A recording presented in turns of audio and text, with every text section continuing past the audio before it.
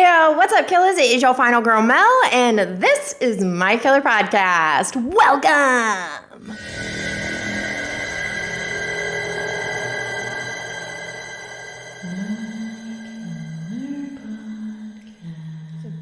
What's up, guys? Thank you so much for joining me today. If you are new here, I am not only on YouTube, I am also on Instagram, Letterboxd, TikTok, Twitter, and Patreon. I'm also part of a Discord group called the Movie Room, so if you're interested in just nerd chatter, log on over there and see what's crappin'. The links to all of my socials can be found in the description box below. So today we're going to be doing something extremely special.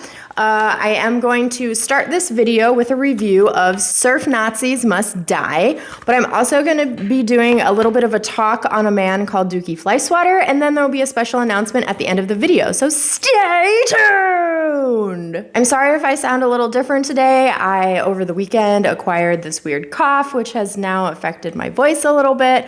I wasn't sure I was going to do any videos this week, but I figured I feel fine, I just sound ridiculous, so why not?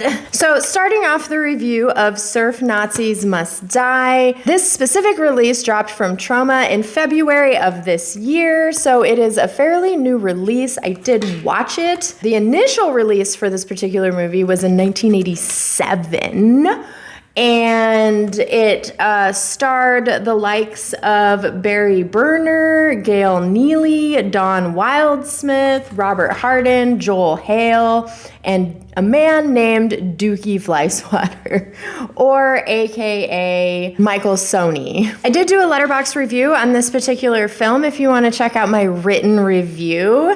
But it's not going to be surprising. I'm not going to sit here and tell you how great of a movie this is, and you're really missing out if you don't check it out, because at the end of the day, it's a Troma flick, and you know when Troma puts out a movie, it is a particular flavor for a very particular group of people.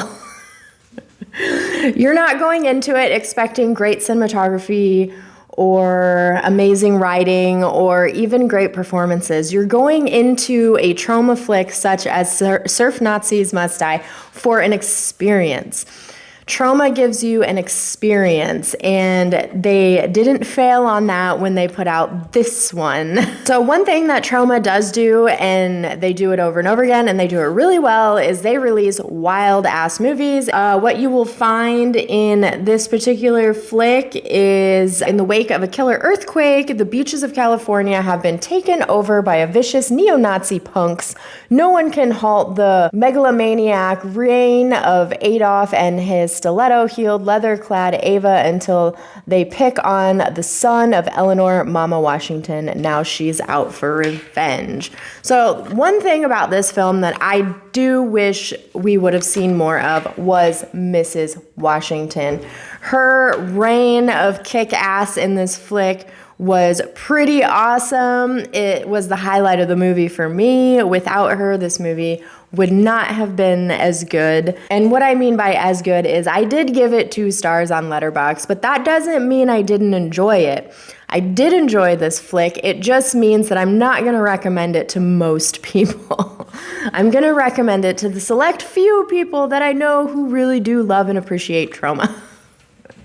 There were some standout characters in this flick. One of them, his name was Hook. He kind of looked like a rendition of Captain Hook from the Peter Pan movie and a mix of Alex from A Clockwork Orange. He had a hook for a hand and this really weird top hat, and in some scenes he was wearing makeup. And another character that you will find in this flick that was incredibly interesting was a character named Mangala, who is played by none other than Dukey Flyswatter, and you will find his picture right there. He was a particularly brutal but also very interesting character in this film. I couldn't really put my finger on his personality, but he fell under the reign of Adolf, but he kind of stood on his own as well. And we are going to talk about Dukey Flyswatter a little bit, because Surf Nazis Must Die is not the only flick that you will find that he was a part of. Before we get into that, I want to finish up this review. It was an entertaining movie. This movie did not push it as far as other Troma movies that I have seen in the past, so it is fairly watchable. The acting isn't great, it's subpar. The storyline is interesting, but maybe a little long. I do not recommend most people seeing this movie, but if you enjoy Troma and you know what Troma is about, this is an excellent addition to the Troma line, so I would recommend it in that case. I did give it 2 stars. I'm not saying I won't ever watch it again. I will watch it again. I own the physical, but I'm just, like I said, I won't recommend it to a lot of people. So test the waters, no pun intended, if you so desire. But getting into some of Michael Soni's career, he has actually been a part of several movies that I do actually enjoy. One being Blood Diner, who he wrote the screenplay for.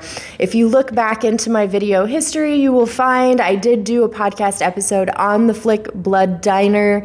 It is actually one movie that I truly do enjoy and truly love. It's part of the Vestron line. I purchased it. It came with one of those groovy Vestron slip covers. So check out Blood Diner. It's hilarious, it's gory, it's ridiculous. It's not Troma ridiculous, though. It's almost I don't want to say it's a subdued ridiculous, because it's really not, but it's just, it's different and it's fun. So do check out Blood Diner. It is great. But you can also find the works of Dukey Flyswatter, and he composed the music for Nightmare Sisters.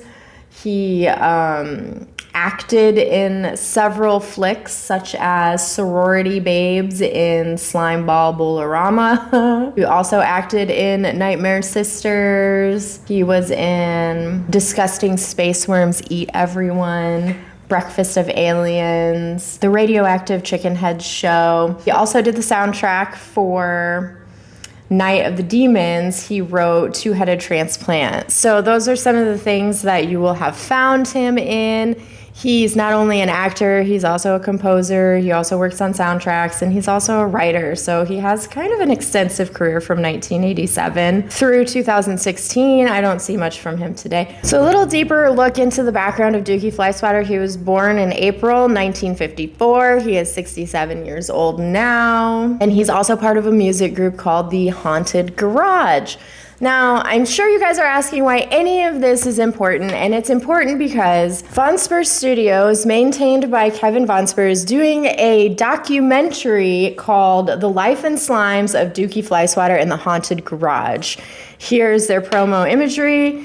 You can find some more information about this documentary at dukeydoc.com, and you can also join their Indiegogo campaign off of that website as well. All of the links will be below. You can also find the trailer for their documentary on YouTube, which I will also link below. I watched that trailer earlier. It looks like it's going to be a hella fun documentary. I'm super excited about it. I can't wait till it drops. So look for that. All the links to that will be below. Please go check it out. It looks fantastically fun. If you guys know anything about Troma, if you know anything about Dukey Flyswatter, Michael, you know that anything that he touches isn't necessarily pure gold, but it is wild as hell and interesting as fuck. So please go check out all of the information behind this documentary. I will list their Instagram below as well. It just looks like it's going to be a hell of a good time, high energy documentary, and you get to learn a little bit about the man behind a lot of these weird ass releases. That is all I have for you today. If you would like to help support me and my channel, go ahead and hit that like button, hit that subscribe button, and kill that bell for your girl. And share me with your friends if you think they would be interested in the life and slimes of Dukey Flyswatter and the Haunted Garage documentary. If you'd like to further help support me and my channel, log on over to my Patreon and see what's crapping in over there. It just helps keep my dream alive, yourselves entertained, these ridiculous lights on in the building. But until the next time we gather, my friends, have a killer day. Peace!